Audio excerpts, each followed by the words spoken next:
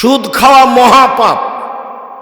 আপনাকে অবাক হতে হবে, সুদের পাপের যে ভাষা আল্লাহ নবী উল্লেখ করেছেন, পৃথিবীর কোনো পাপের ভাষা এভাবে উল্লেখ করেননি। একবার আল্লাহ রসুল বলছেন, মাইয়াকুল দিরহাম রিবা ওয়া ইয়ালাম আসাদ মিন সিত্তাতি ওয়া সালাসিনা জিনিয়া। কেউ যদি জেনে শুনে 1 টাকা সুদ খায়, 36 বার জেনা করে যত পাপ হবে, 1 টাকা সুদ খেলে তার চেয়ে বেশি পাপ হবে। রাসূল সাল্লাল্লাহু আলাইহি ওয়াসাল্লাম বলছেন, আর রিবা সাবুনা জুজান আয়েশা রাদিয়াল্লাহু আনহা মাহু, সুদের পাপের 70টি ভাগ রয়েছে, ছোট থেকে বড়, বড় থেকে ছোট। তার সবচেয়ে ছোট ভাগ হলো মার সাথে জেনা করলে যেমন পাপ হয়, শিরক মহাপাপ, কিন্তু ভাষা এরকম নয়। পিতা মাতার অবাধ্য চলা পৃথিবীতে 2য় মহাপাপ, কিন্তু ভাষা এমন নয়। মিথ্যা সাক্ষী পৃথিবীতে 3য় মহাপাপ। সিরাজগঞ্জ জেলে বহু মানুষ আছে 20 বছর 30 বছর থেকে, ও নিজেও জানে না আমি কেন জেলে। জজ জানে না ঘটনা কি, উকিল জানে না ঘটনা কি, সাক্ষীও জানে না ঘটনা কি। সাক্ষীকে 50,000 টাকা দিয়েছে আর বলে দিয়েছে তুই এভাবে বলবি জজের সামনে, কি আমি 2 চোখে মারতে দেখেছি। যার কথা বলছে যে আমি 2 চোখে মারতে দেখেছি, সে কিন্তু সে সিরাজগঞ্জে ছিল না সেদিন, অথচ বলছে যে আমি 2 চোখে মারতে দেখেছি। তাহলে সাক্ষীও জানে না ঘটনা কি, উকিল তো জানেই না, জজ তো জানেই না। এখন যে ব্যক্তি জেলে আছে সেও বলছে ব্যাপারটা কি রে, আমি কেন জেলে। আল্লাহ রসুল বলছেন, লা ইয়াদরিল কাতিল ফিমা কাতালা ওয়াল মাকতুল ফিমা কুতিলা। হত্যাকারী বুঝবে না কেন আমি মারছি, নিহত ব্যক্তি বুঝবে না কেন আমি মরলাম। যে মারছে তাকে 1 লাখ টাকা দিয়েছে, বলেছে অমুককে মেরাই, তো এখন ওকে গিয়ে মারছে, তো কেন মারছে ও তো জানে না। আর যাকে মারা হচ্ছে সে বলছে আমি তাকে চিনি না, আমাকে মারছে কেন, ঘটনা কি, মারলই তো। আল্লাহ রসুল বলছেন, হত্যাকারী জানে না কেন আমি মারছি, নিহত ব্যক্তি জানে না কেন আমি মরলাম। 20 বছর থেকে জেলে আছো, নিজেই জানে না আমি কেন জেলে। ও কি জানবে, জজও জানে না। ও কি জানবে, উকিলও জানে না। ও কি জানবে, সাক্ষীও জানে না। যার কারণে সাক্ষী পৃথিবীতে 3য় মহাপাপ। মিথ্যা সাক্ষী পৃথিবীতে 3য় মহাপাপ। মিথ্যা সাক্ষী পৃথিবীতে 3য় মহাপাপ। 2য় মহাপাপ বাপ মায়ের অবাধ্য চলা। পাপ যত বড়ই হোক, ভাষা যেভাবে আল্লাহ নবী উল্লেখ করেছেন ভাষা এমন নয়। সাক্ষী যত বড়ই পাপ হোক না কেন, সুদের ভাষার সাথে তার মিল নেই। শুনুন, মানুষকে হত্যা করা মহাপাপ, কিন্তু ভাষা এমন নয়। সুদের পাপের ভাষা, কেউ যদি জেনে শুনে 1 টাকা সুদ খায়, 36 বার জেনে করে যত পাপ হবে, 1 টাকা সুদ খেলে তার চেয়ে বেশি পাপ হবে। পাপের জগতে কোনো পাপের ভাষা এরকম নয়। সুদের পাপের 70টি ভাগ রয়েছে, ছোট ভাগ হলো মার সাথে জেনা করলে যেমন পাপ হয়। কি দিয়ে আপনাকে আমি বুঝাই সুদের পাপের ভাষা কি? অবাক কথা, যে সুদ দিন রাত মানুষে খাচ্ছে, কোনো পাপই নয়, কোনো হিসাবই করতে পারে না। সম্মানিত দিনী ভাই বোন, সুদের আলোচনায় লম্বা আলোচনা জেনে নেবেন। এখানে বলছি, সুদ যত বড়ই পাপ হোক না কেন, কোটি কোটি টাকা সুদ খেয়েছে, আজকে বলছে আল্লাহ আমি সুদের লেনদেন বন্ধ করলাম, জিন্দেগিতে আর কোনোদিন সুদের সাথে সম্পৃক্ত থাকবো না, আমি তোমার সাথে অদাবদ্ধ, তুমি আমাকে মাফ করো, ইনশাল্লাহ সব পাপ ক্ষমা হয়ে যাবে। কিন্তু আপনি কারো বদনাম করেছেন, আল্লাহকে বলেন তো এখন। এই জন্য আমি যখনই বক্তব্য দিয়েছি তখন বলেছি 4টা জিনিস মনে রাখবেন। 1, 5 ওয়াক্ত সালাত, 2, হালাল রুজি, 3, কোরআন তেলাওয়াত, 4, আড্ডা পিটা নিষেধ। আড্ডা পিটা 2 ধরনের। একটা দোকানে বসে ঘন্টার ঘন্টা গল্প করছেন, কার কথা যে কি বলছেন ধোলায় অন্ধকার। ওদিকে ল্যাংটা মেয়ে নাচছে, আর এদিকে আপনি বসে আছেন আর একজনের বদনাম করছেন। আর একটা হলো মোবাইল নিয়ে ঘন্টার ঘন্টা ল্যাংটা মেয়ে দেখায়, হলো আড্ডা পিটা। এসব আড্ডা পিটা একেবারেই হারাম। আড্ডা পিটা টোটালি হারাম। আড্ডা পিটা চিরদিনের জন্য হারাম। এক রাহুল কালামাবাদ, এই ছেলে তোমরা দাঁড়িয়ে কেন? যদি জায়গা না থাকে বসার সেটা ভিন্ন কথা। আপনারা যারা দাঁড়িয়ে আছেন দয়া করে বসে কিছুক্ষণ কথা শোনেন। আপনার বিরক্তির আগে আমরা কথা শেষ করব ইনশাআল্লাহ। যারা সামনে বসে আছেন বসে থাকা দেখে ভালো। এই তুমি দাঁড়িয়ে আছো কেন? ওখানে কি করছো তুমি? মানুষের তোমার দাঁড়িয়ে থাকাতে কষ্ট পাচ্ছে, এটা বুঝতে চাও না তুমি? বাস তুমি মেশিন ঠিক করেছো, প্রথমে 1 মিনিট ঠিক করে তুমি বসে থাকো। রাসূল সাল্লাল্লাহু আলাইহি ওয়াসাল্লাম যখন কথা বলতেন তখন সাহাবীগণকে বসতে বলতেন, এটাও সুন্নাত। কি করবে এভাবে মারামারি করে, দাপট দেখে, ক্ষমতা দেখে, মানুষকে অপমান করে, মানুষকে জেল হাজতে দিয়ে কি করবা? মরলেই জাহান্নাম। যারা দাপট দেখাচ্ছে, যারা ক্ষমতা দেখাচ্ছে, যারা মানুষকে অপমান করছে, যারা মানুষকে জেল হাজতে দিচ্ছে, এদের মরার পরই জাহান্নাম। ও হলো জালেম। আর জুলুম খুব কঠিন জিনিস, বিচারও পরে হবে। যারা জাকাত দেয় না তাদের বিচার পরে হবে কেন? ওরাও জালেম। কিভাবে জালেম হলো ওরা? ওরা ফকির মিসকিনের প্রতি জুলুম করেছে, ফকির মিসকিনের হক দেয়নি। ধনী মানুষ কার টাকা মেরে খেয়েছে? ফকির মিসকিনের। যেহেতু ধনী মানুষ ফকির মিসকিনের টাকা মেরে খেয়েছে, কাজে ও জালেম, এখন আর বিচার পরে হবে। আল্লাহ রাসূল বলছেন তার বিচার পরে হবে। হাত্তা ইউকযাবানান নাস, সব মানুষের যখন বিচার হয়ে যাবে তখন ধনী মানুষের বিচার হবে। কিভাবে যে হবে আল্লাহই ভালো জানে। তো বুঝাতে হবে, কঠিন। সব টাকা বুঝাতে হবে কিভাবে আয় হয়েছে, সবটাই বুঝাতে হবে কিভাবে ব্যয় হয়েছে। এই ছেলে শোনো, টাকা ইনকাম করবা ব্যবসা করে, উপার্জনের 4টা পথ। একটা দিন মজুরি, সন্ধ্যায় টাকা শেষ। একটা চাকরি, 25 দিনে টাকা শেষ প্রায়। আর একটা হলো জমি চাষ, সমান সময় না হয় লস, সমান সমান না হয় লস। 4 ব্যবসা। রাসূল সাল্লাল্লাহু আলাইহি ওয়াসাল্লাম বলছেন সত্যবাদী বিশ্বস্ত ব্যবসায়ীরা নবীগণের সাথে জান্নাতে থাকবেন। কি আবার অবাক কথা! আল্লাহ রাসূল বলেছেন 2টা মেয়ে লালন পালন করলে নবীর সাথে থাকা যায় এভাবে। তখন বাপ মনে করেছে যে আমার তো 2টা মেয়ে, তো আমি বিবাহসাদী দিয়ে দিয়েছি, 2টা কেন, আমার 5টা মেয়ে। বাপও খুব খুশি। কিন্তু আল্লাহ রাসূল যে এইভাবে বলেননি। আল্লাহ রাসূল বলেছেন ফাআল্লামাহুন্না, মেয়েকে বিদ্যা শিখিয়ে দিল। 2 আদাবাহুন্না, তাকে শিষ্টাচার শিখিয়ে দিল। আহসানা ইলাইহিন্না, তার সাথে সদাচরণ করলো। ওয়াজাওয়াজাহুন্না, তার বিবাহ শাদী দিয়ে দিল। সেই বাপ আমার সাথে জান্নাতে এইভাবে থাকবে। তো আপনার মেয়েকে শিক্ষা দিয়েছেন, কি যে শিক্ষা দিয়েছেন, তার নখটা বড় আছে। বলেন তো এটা কোন শিষ্টাচার? তার নখে নেইল পালিশ আছে, বলেন তো এটা কোন শিষ্টাচার? নেইল পালিশ তো ইহুদি খ্রিস্টানদের পতিতালয়ের মেয়েদের বৈশিষ্ট্য। ইহুদি খ্রিস্টানদের পতিতালয়ের মেয়েরা নখে নেইল পালিশ দেয়। আপনার মেয়ের কপালে টিপ আছে। হিন্দু মেয়েদের বিবাহ করার 10টি পদ্ধতি আছে, তার একটি পদ্ধতির নাম রাক্ষসী বিবাহ। মেয়ের পিতা বিবাহ দিবে না, আপনি জোর করে বিবাহ করবেন তো কপালে টিপ দিতে হবে, তাহলে বিবাহ হয়ে গেছে। সেই টিপ এসেছে হিন্দুদের পক্ষ থেকে। বলেন আপনি মেয়েকে কি শিষ্টাচার শিখালেন?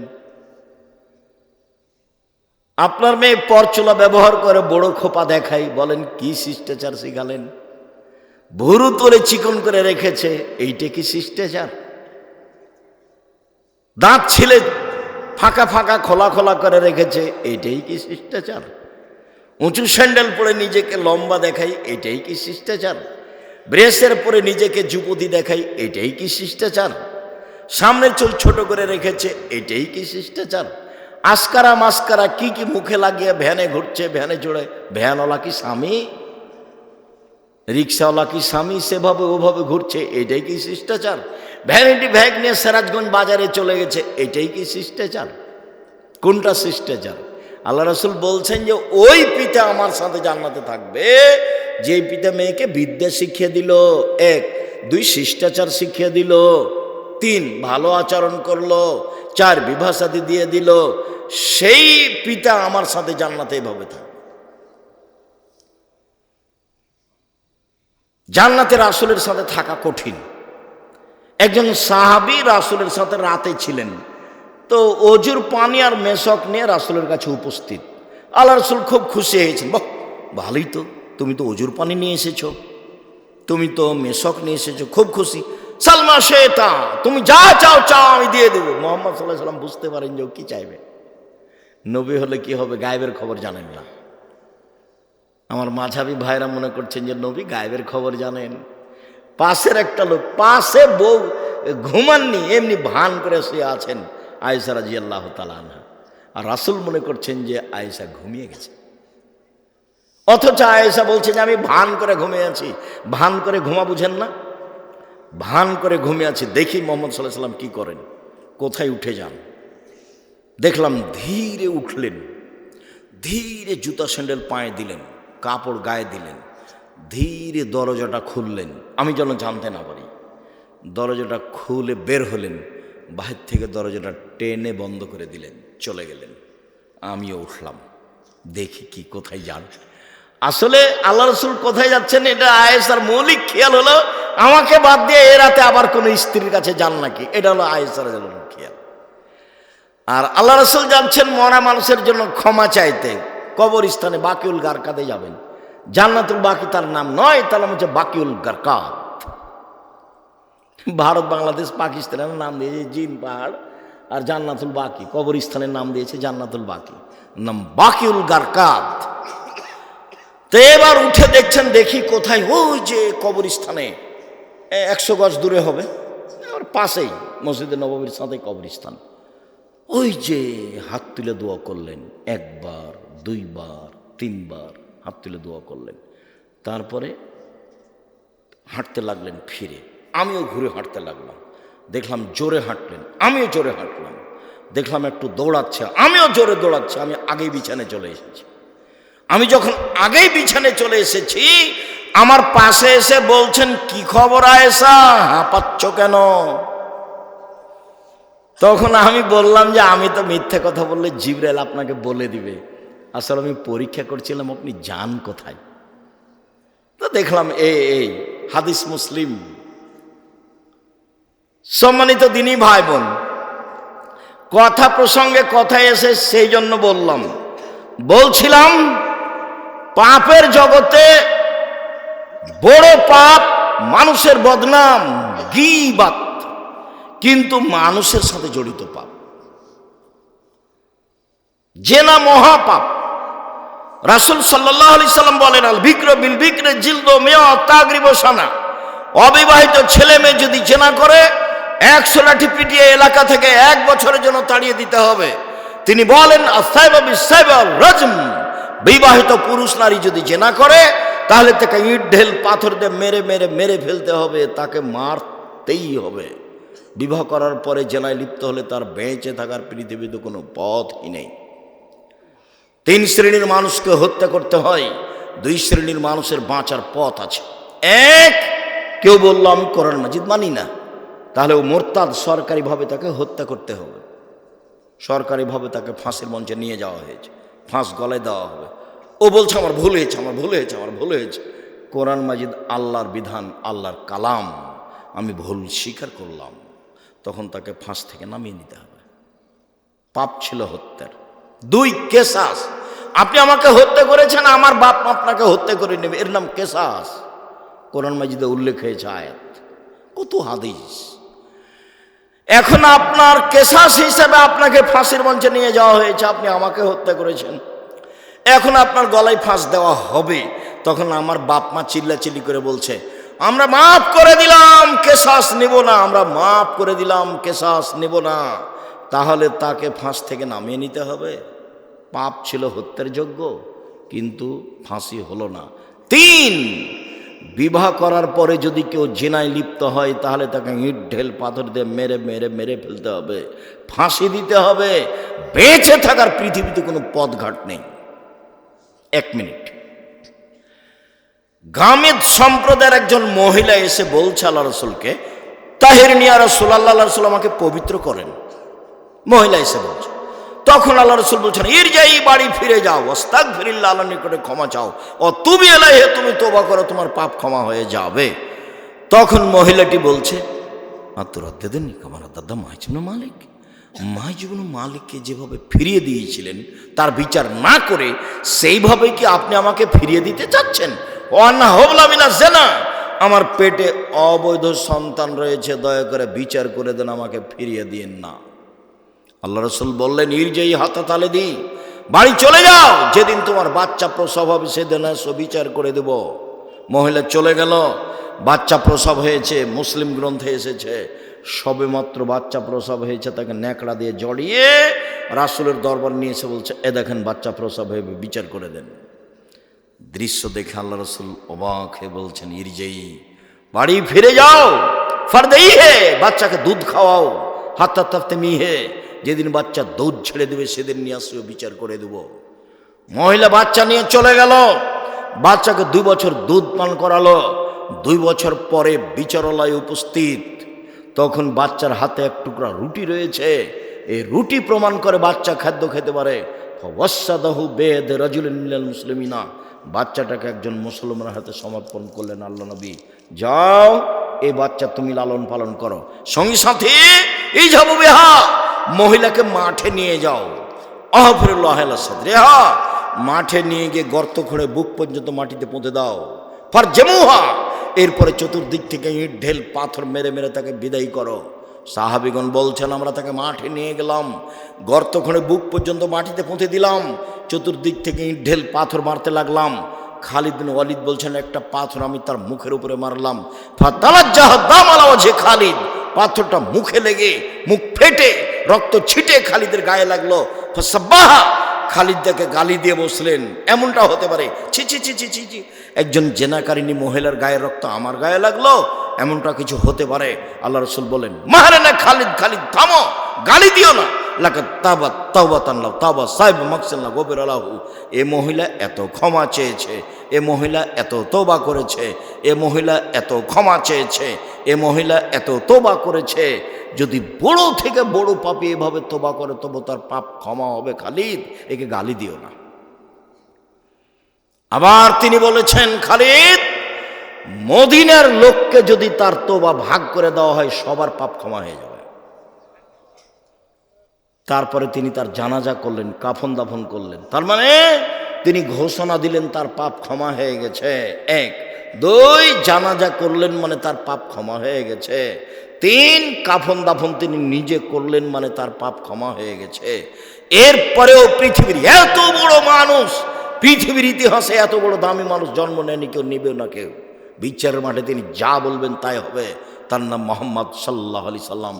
এত বড় মানুষ বুঝতে পারলেন তার পাপ ক্ষমা হয়ে গেছে, কিন্তু তাকে মাফ করতে পারলেন না। যাও, তোমার বিচার হবে না, তোমার তওবা কবুল হয়ে গেছে, তোমার শাস্তি হবে না, এই কথা তিনি বলতে পারলেন না। মানে তিনি শরীয়তের কাছে নিজেই জিম্মি।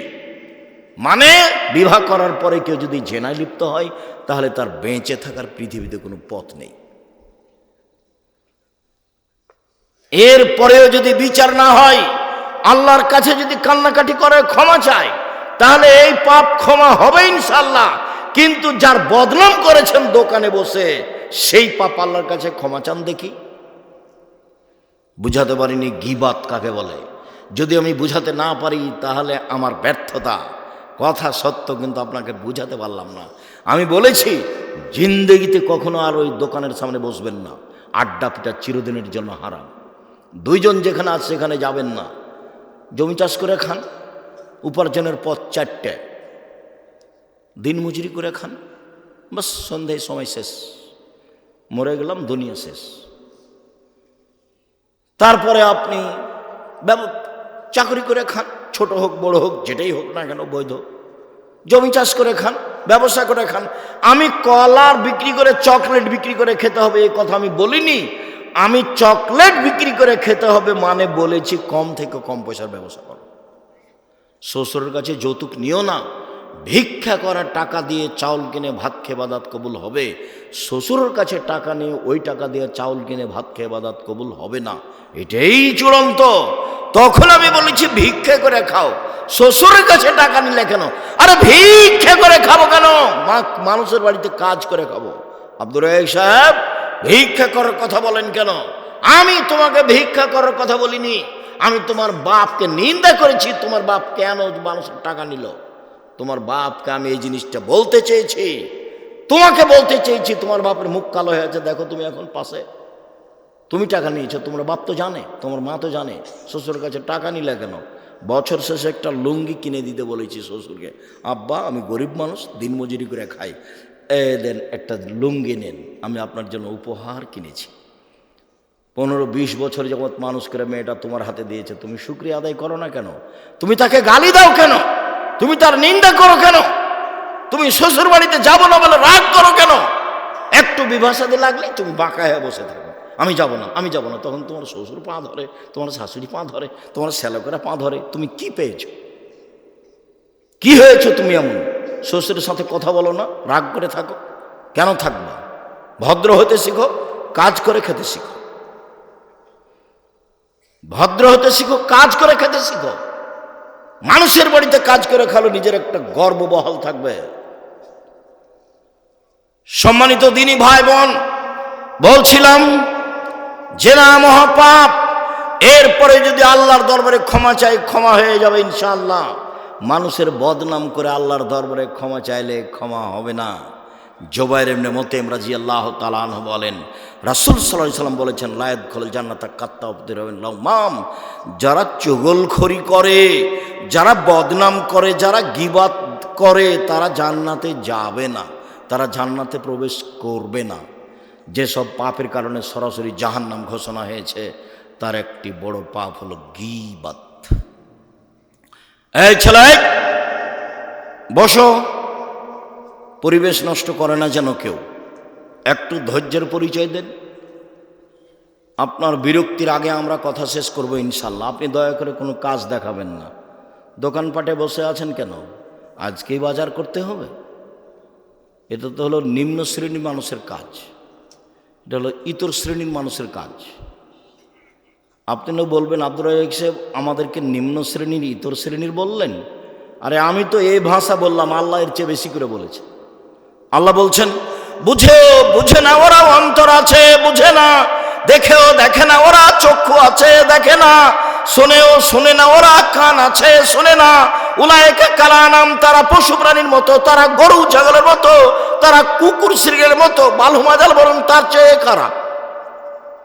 আমি এখানে কোরআন হাদিসের কথা বলছি, আপনি দোকানে বসে আড্ডা পিটেন। মানে কি বুঝাতে চান আপনি আমাকে? আজকে জিলাপি কিনতে হবে, আজকে মিষ্টি কিনতে হবে, আজকে ওখানে চা খেতে হবে? এ কোন হিসাব? এটাই মানবতা?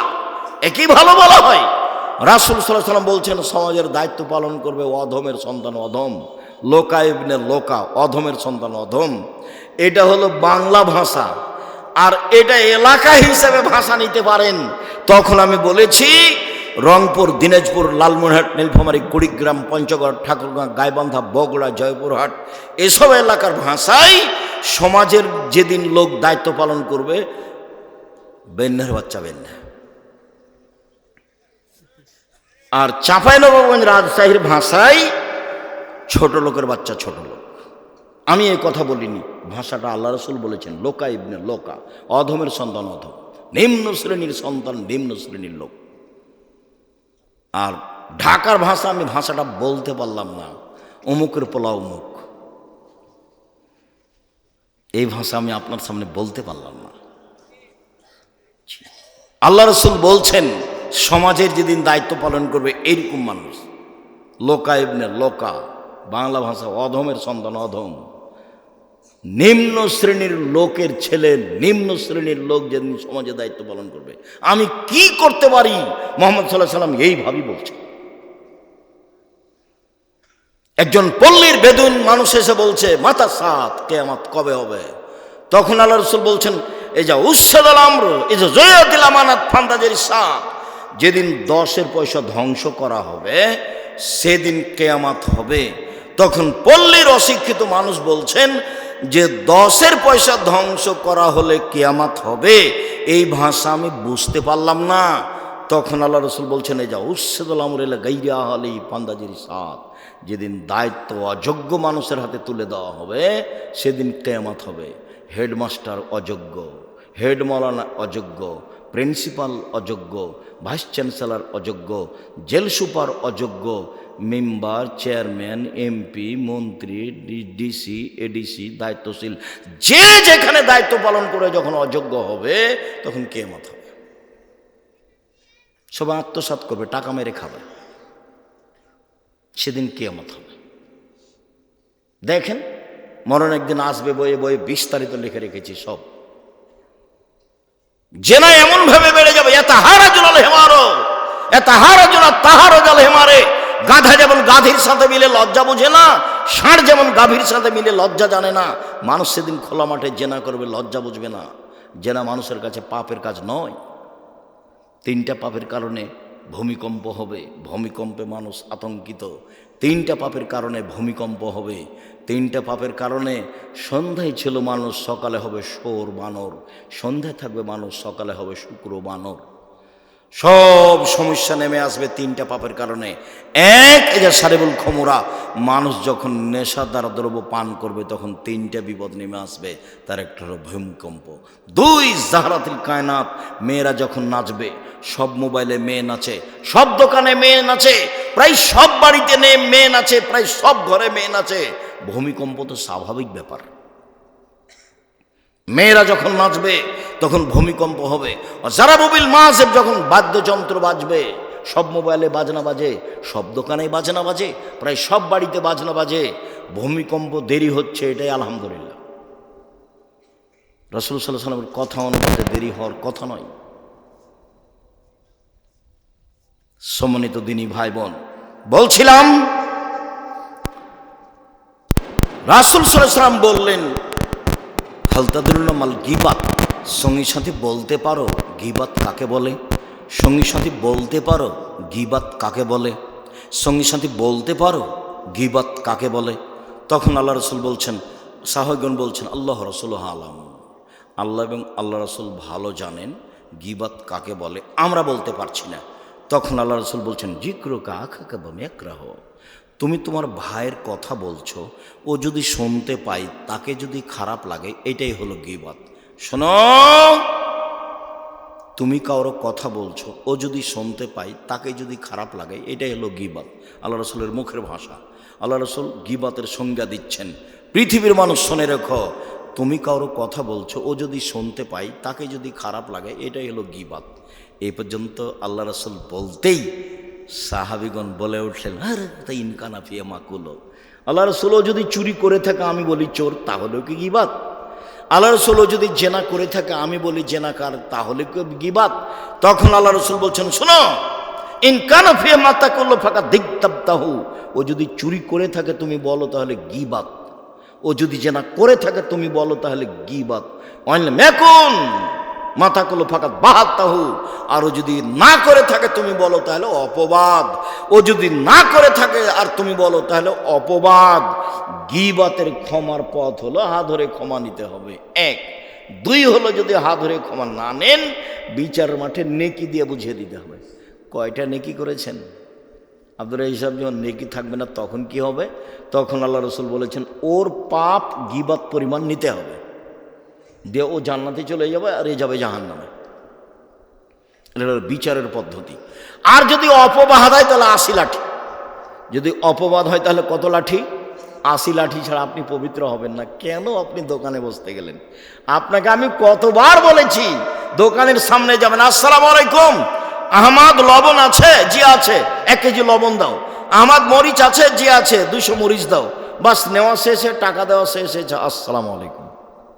ওখানে আপনি বসলেন কেন? আপনাকে যে আমি বলেছি 2 জন যেখানে বসে আছে সেখানে বসবেন না। আর আপনার বাড়িতে কোনো মহিলা মানুষ গেছে ধান চাউল কর্জ নিতে, তখন গিয়েই বলছে, আর শুনেছো বুবু, চাঁপে নওয়াজের ভাষা, এখন এই সিরাজগঞ্জে বুবু বলে কিনা আমি জানি না, শুনেছো বুবু এই ঘটনায় অমুক মেয়ের কথা শুনেছ? তখন আপনার স্ত্রী বলে, চুপ থাকেন, মুখ খুলবেন না, মানুষের বদনাম করেন কেন? আর একবার মুখ খুললে আপনাকে আমি চাউল কর্জ দেব না, জান। আর আপনার ওই স্ত্রীর যদি স্বভাব হয়, কি বলো তো একটু বসেলে, আরে বসো, পরে আগে বলো না, তাহলে কি হবে? গীবাত আবার শুনতে ভালো লাগে। আর যে শত্রু পক্ষ, ওর যদি গীবাত হয় আরো ভালো লাগে। আর এমন শান্তি পায়, ও যদি বিপদে পড়ে তাহলে বলে ঠিক হয়েছে। বিপদগ্রস্ত ব্যক্তি যদি শত্রু হয় তাহলে খুব খুশি। আমি নিজে চোখে গরু জবাই করতে দেখেছি, যে খুশি হয়েছে তা কি জবাই করতে দেখেছি, গরু জবাই করতে দেখেছি। কেন? ও বিপদে পড়েছে সেই জন্য। আর দুই ভাই গন্ডগোল করে ঢেঁকি কেটে ভাগ করে নিচ্ছে, এটা আমার চোখের সামনে। ঢেঁকি কেটে কি করেছে? ভাগ করে নিয়েছে। দুই ভাই দিন রাত স্বামী স্ত্রী খেলে ওর বদনাম করে নিজের ভাই। ঝগড়াতে এভাবে বলছে, তখন আমি পাশে দাঁড়িয়ে গ্রামের ছেলেপিলা মানুষ সামনে দৌড়ে গেছি যে বাড়িতে ঝগড়া হচ্ছে। তখন বলছে থাম থাম, আমি তো এখান থেকে চলে যাব, আমার ভাগটা এমন লোকের কাছে বিক্রি করব যে তোকে গুতাতে পারে।